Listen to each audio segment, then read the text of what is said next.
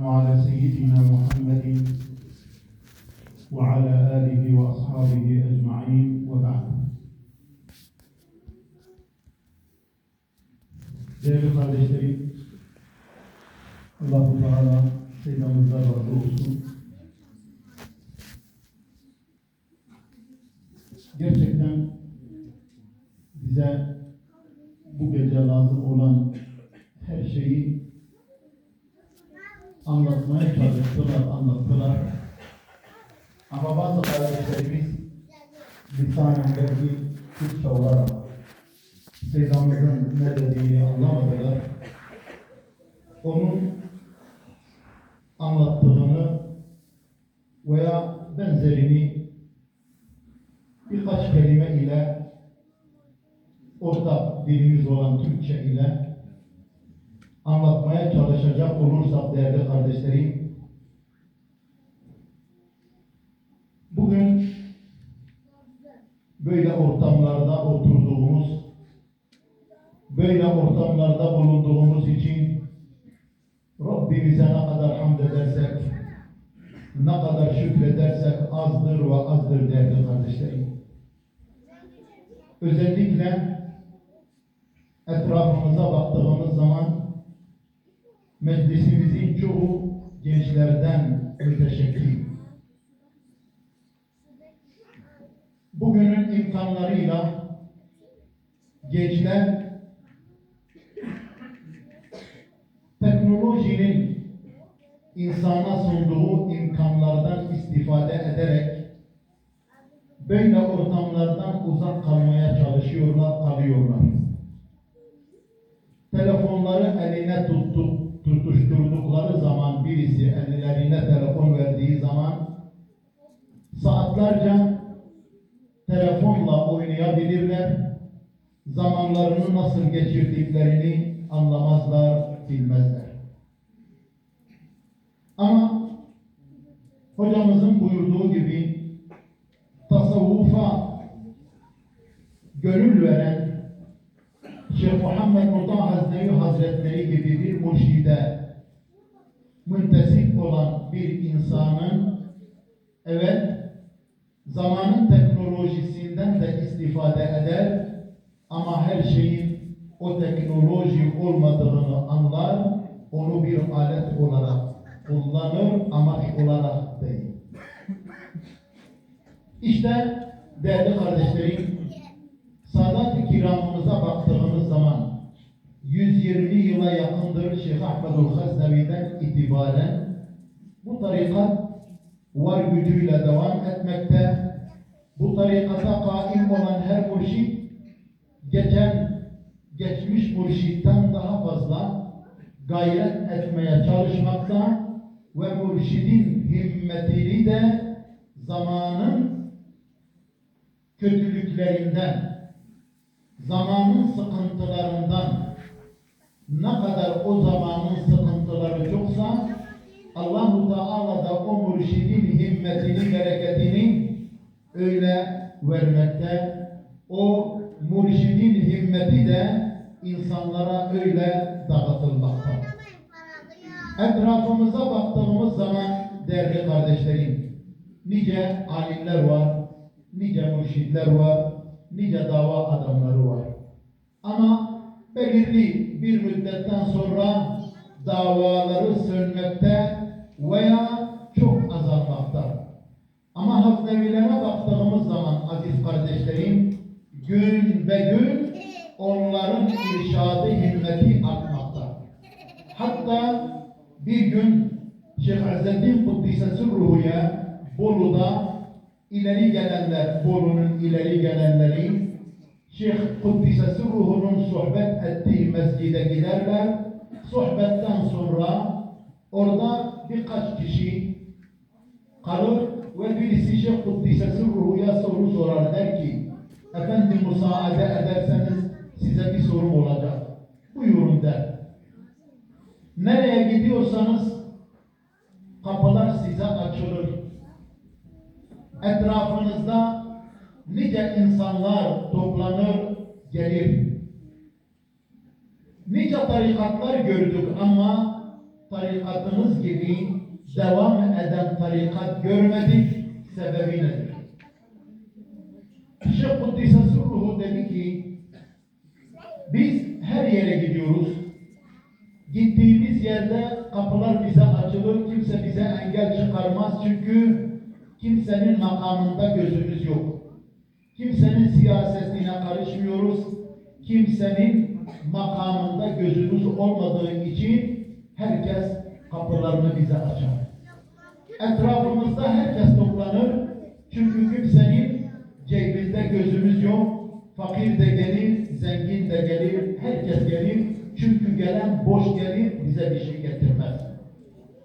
Tarikatımızın devam ediş sebebi de, tarikatı nasıl aldıysak öyle sürdürüyoruz. Tarikatımıza bid'at ve hurafat sokmadık. Hocamızın buyurduğu gibi, Şeyh Kuddisesi Ruhu'nun tarikatı sahabilerin yolu gibidir. Tutkun na'li bin na'li diyor Şeyh İzzettin Kuddisesi Ruhu. İşte bunun için tarikat devam ediyor değerli kardeşler. Sizin gibi gençler özellikle tarikata intisap ettikten sonra bazılarının dediği gibi ne gerek var? Niye gidiyoruz? Niye gidiyorsunuz bir mürşidin yanına? Eğer kişi kendini hasta hissederse doktora gider. Kendini muhtaç hissederse varlıklı bir insanın kapısına gider. Hasta hissederse doktora, muhtaç hissederse kendini varlıklı bir insanın yanına gider, elini açar, ondan bir şey ister. İşte tasavvuf ve tarikat da budur değerli kardeşlerim. Eğer birisi birkaç kelime öğrendiyse, birkaç kitap okuduysa ve kendisini allama-i cihan görürse, kendisini başkasına muhtaç görmüyorsa, o insan evet belki bir şeyler okumuştur ama okuduğundan bir şey anlamamıştır, daha neslini ıslah edememiştir. İşte bu mürşid-i kamillerin yanına gidip gelmek, nefsi ıslah etmektir, öğrendiğiyle amel etmektir. Mal sahibi ise o malıyla başkalarından kendini üstün görmemektir ve nefsini diğer insanlardan zelil görmektir. Ve bunu Resulullah sallallahu aleyhi ve sellemin zamanında görüyoruz. Sahabiler hep zahiddiler. Tasavvuf ismi yoktu ama hep zahiddiler. Bu ne zamana kadar devam eder? Tabi'in dönemine kadar. Tabi'in döneminde 100 sene geçmedi Resulullah sallallahu aleyhi ve sellemin zamanında artık dünyaya meyletmeye başladılar. Dünya toplamaya başladılar.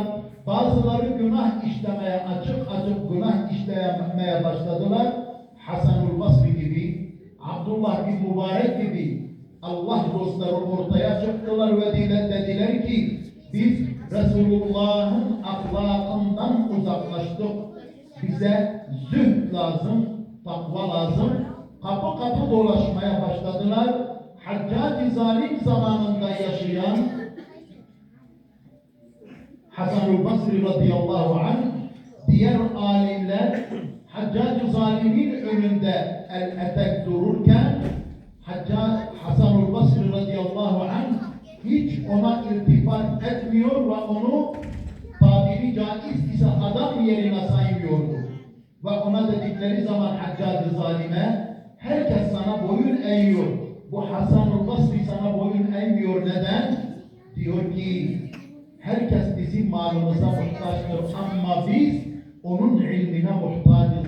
O elini uzatmıyor, malımıza muhtaç değildir ama biz onun ilmine muhtacız diyor Haccac-ı Zalim.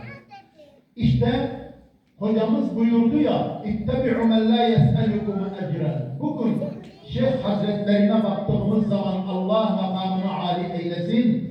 İnsanların malında gözü olmadığı için etrafında herkes toplanır. Zengin, fakir, amir, memur insanların ıslahı için çalışır.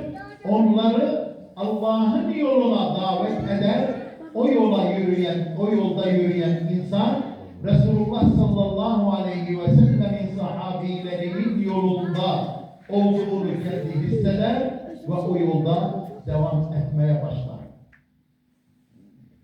Hani bir gün Allah makamını âli eylesin, Şeyh Kuddise Sirruhu buyurdu ki Hasan-ül Basri'ye soruyorlar. Hasan-ül Basri Resulullah sallallahu aleyhi ve sellemin sahabilerinden 70 sahabi gördü. Hatta onun annesi Resulullah sallallahu aleyhi ve sellemin harem-i şeriflerinden, Resulullah'ın eşlerinden birisinin hizmetinde bulunur. Hasan-ül Basri de onun sütünü emer, tabiri caizse ise süt annesi olur. Ve o ilimle büyür, gelişir. Bir gün ona Şeyh Kuddise Sirruhu buyurdu ki, bu ayetin manasını sorarlar. فَمَا لَنَا مِنْ شَافِعِينَ وَلَا صَدِيقٍ حَمِيمٍ فَلَوْ أَنَّ لَنَا كَرَّةً فَنَكُونَ مِنَ الْمُؤْمِنِينَ. Bunun manasını sordukları zaman Hasan-ül Basri'ye dedi ki, Allah-u Teala kıyamet gününde insanların arasında hükmettiği zaman herkes müminler kitaplarını sağ ellerinden alırlar, münafıklar, kafirler sol elleriyle alırlar, müminler cennete, kafirler, asi insanlar da cehenneme giderler. Ve diyor ki Hasan-ül Basri, birisi cennete gider, bakar ki arkadaşı orada yok. Meleklere sorar, benim arkadaşım filan nerede diye. Onun makamı senin gibi değil, o cehennemdedir der. Der ki o arkadaş, ben cennette o olmadan ne yapayım ki cennete? Ya beni onun yanına götürün ya onu benim yanıma getirin der. Melekler Allah-u Teala'ya derler ki ya Rabbena filan kulun öyle der. Haklıdır der. Onlar benim için birbirlerini seviyorlardı. Ama hasbelkader birisinin ameli diğeri kadar güçlü değil, cennete gidecek kadar ameli yoktu. Gidin o arkadaşını yanına getirin. Giderler ve onun şefaatiyle cehennemden çıkar, cennete gelir. Ve cehennem ehli derler ki bu insan neden cehennemden çıktı? Babası şehit miydi? Peygamberler mi ona şefaat ettiler? Hayır, hayır. Onun iyi bir arkadaşı, bir dostu vardı. O ona şefaat etti, cennete gitti. فَمَا لَنَا مِنْ شَافِعِينَ. O zaman diyecekler ki cehennem ehli, bize şefaat edecek kimse yok. وَلَا صَدِيقٍ حَمِيمٍ. Bizim sadık bir dostumuz da yok. فَلَوْ أَنَّ لَنَا كَرَّةً فَنَكُونَ مِنَ الْمُؤْمِنِينَ. Eğer bir daha dünyaya dönecek olursa, bu Allah dostlarıyla, salih insanlarla, iyi insanlarla kalkıp oturacağız ki bizler de onların şefaatine nail olalım. İşte aziz kardeşlerim, biz bugün bu Allah dostlarıyla kalkıp oturduğumuz zaman kıyamet gününde onların şefaatine nail olabilmek için yanlarına gidiyoruz. Resulullah sallallahu aleyhi ve sellemin hitabına nail olmaya çalışıyoruz. Allahümme dulleni ala men yedulluni ileyh ve avsulni ila men yusiluni ileyh duasına nail olabilmek için bu Allah dostlarının yanına gidiyoruz.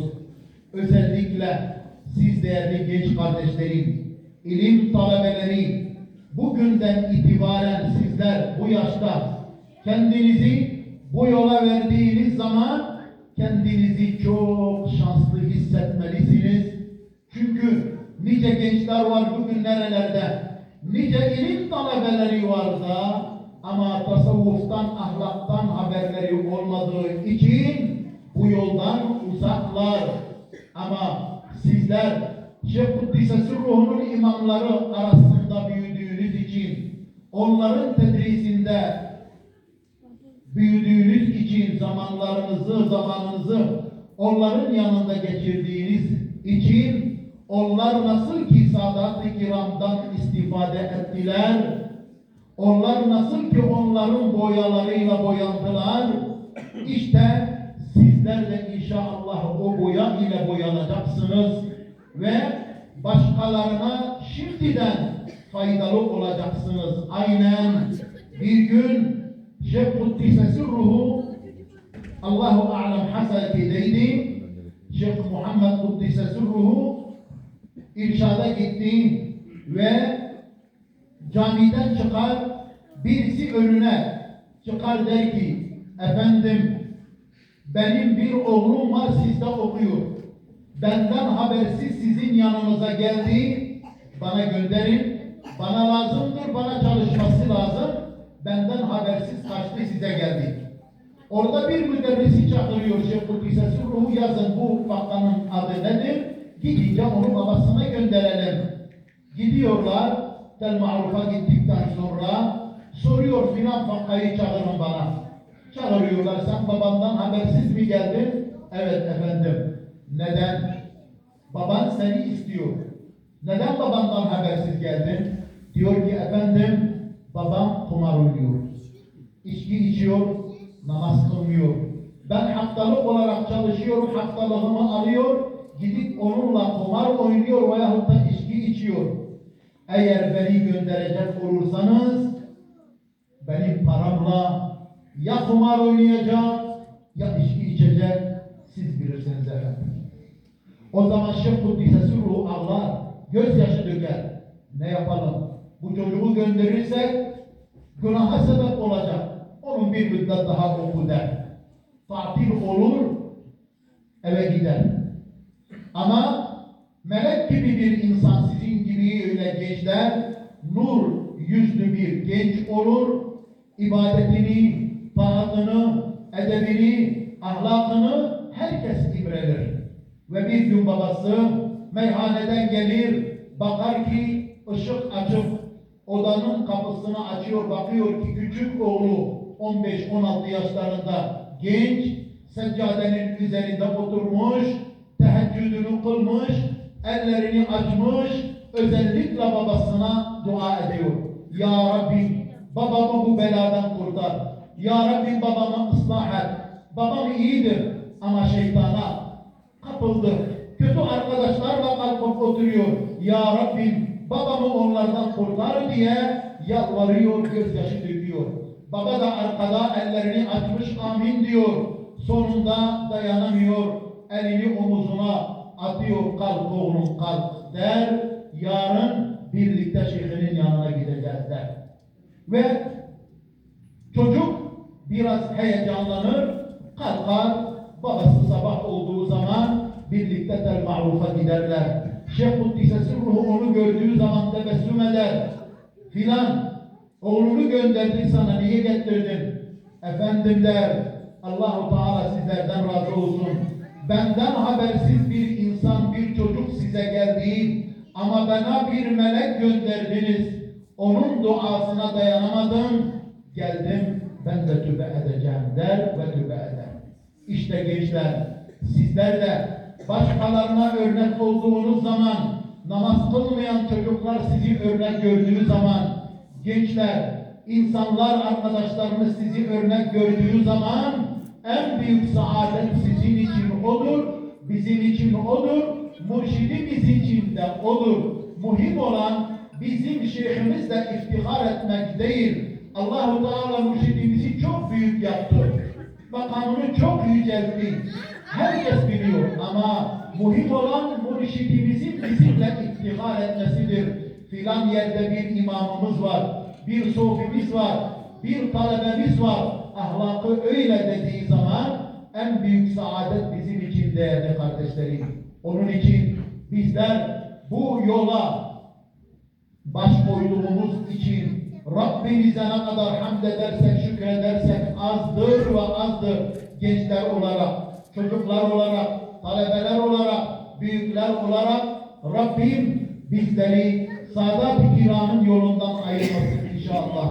Rabbim mürşidimize, şeyhimize, Şeyhimiz Şeyh Muhammed Rıza Hazretlerine uzun ömürler, sıhhat ve afiyet ihsan eylesin. Onu her türlü beladan, sıkıntıdan muhafaza eylesin.